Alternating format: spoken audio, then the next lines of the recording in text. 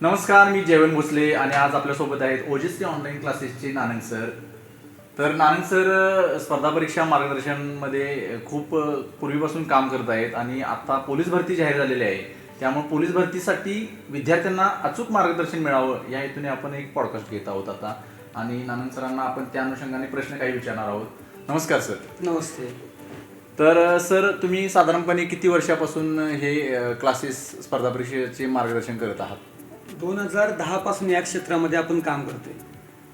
वेगवेगळ्या अकॅडमीजमध्ये आपण काम केलेलं आहे. वेगवेगळ्या अकॅडमीजमध्ये जाऊन आपण विद्यार्थ्यांना मार्गदर्शन केलेलं आहे. आणि 2011 पासून आत्तापर्यंत आपण बरेच विद्यार्थी आपले या क्षेत्रामध्ये यशस्वी झालेले पण आपल्याला बघायला मिळतील. तर त्याचे काही व्हिडिओज आता आपण टाकणारच आहेत. काही दिवसानंतर त्यांच्या मुलाखतीत आपल्या या यूट्यूब चॅनलवरती येतीलच. त्यावेळी ते तुम्हाला समजतील की बाबा आपण अभ्यास कसा करायचा या संदर्भात बऱ्याच मुलांना आपण सांगितलेलं आहे. आता जवळपास बघायला गेलं तर अकॅडमी बऱ्याच अकॅडमी आहेत. बरोबर. आणि बऱ्याच ठिकाणी चांगलं शिक्षण देखील दिलं जातं. पण ऑनलाईनच अकॅडमी काढण्याचा म्हणजे सुरू करण्याचा तुमचा काय विचार आहे की अकॅडमीचा विचार केला तर बऱ्याच वेळी काही मुलांना तिथंपर्यंत जाता येत नाही.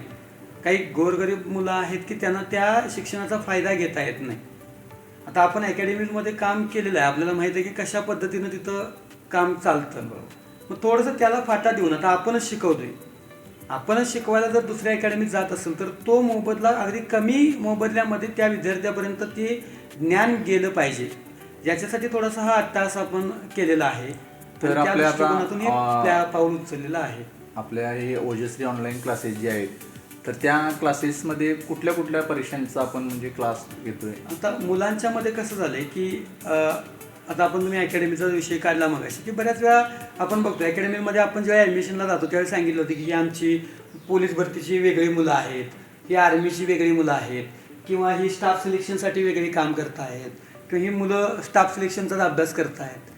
हे मुलांना जरा वेगळ्या पद्धतीनं भरवलेलं आहे. आता मी वैयक्तिक बघायला गेलं तर मी स्टाफ सिलेक्शन हवालदारची एक्झाम, मिनिस्टर स्टाफची एक्झाम पास होतो.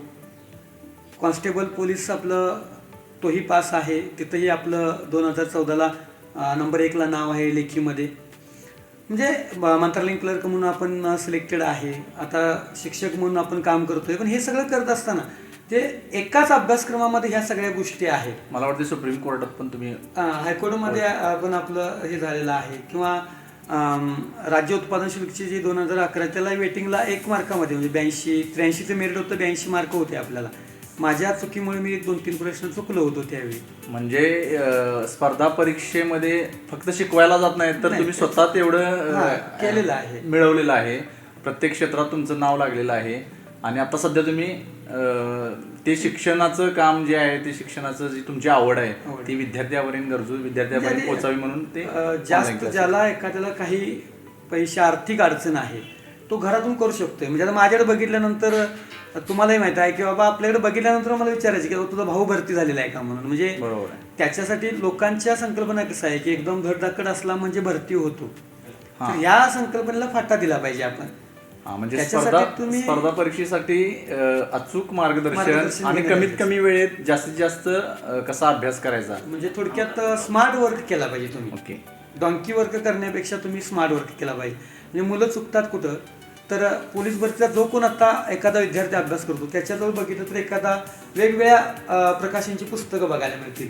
म्हणजे तो फक्त सामान्य ज्ञानाचा अभ्यास करताना तुम्हाला बघायला मिळेल. जर त्यानं पहिले ठरवलं की याच्यामध्ये कोणते विषय येतात, कोणत्या विषयाला किती मार्काचं वेटेज दिलेलं आहे हे ज्यावेळी त्याच्या लक्षात येईल, बरोबर, मग तो त्या मार्गाने अभ्यास केला जर व्यवस्थित केला तर तो नक्की यशस्वी त्या ठिकाणी होऊ शकतो. म्हणजे तुम्ही बघू शकता की विविध स्पर्धा परीक्षांमध्ये यश मिळवलेली एक व्यक्ती एक जास्तीत जास्त लोकांच्यापर्यंत, जास्तीत जास्त गरजू विद्यार्थ्यांच्यापर्यंत आपलं ज्ञान पोहोचावं म्हणून ही ऑनलाईन क्लासेसच्या माध्यमातून चांगलं कार्य करत आहे एकंदरीत. आणि आतापर्यंतच्या विद्यार्थ्यांना कसं माहीत नसतं की कुठल्या विषयापासून सुरुवात करावी, परीक्षेला काय येणार आहे, या गोष्टी जर जास्तीत जास्त जर जाणून घ्यायच्या असतील तर त्यासाठी अनुभवी व्यक्ती पाहिजे. आणि अनुभवी म्हणण्यापेक्षा त्या क्षेत्रात यश मिळवलेली व्यक्ती असेल तर आपल्याला जास्त मार्गदर्शन चांगलं करू शकते. आणि त्यानिमित्तानंच ओजस्वी ऑनलाईन क्लासेस पण हे आता चालू झालेले आहेत. मला वाटते पोलीस भरतीची सर किती तारखेपासून तुम्ही बॅच चालू करताय? आता एक 12 तारखेपासून आपण आपली बॅच सुरू करू. 12 नोव्हेंबर 2025 पासून.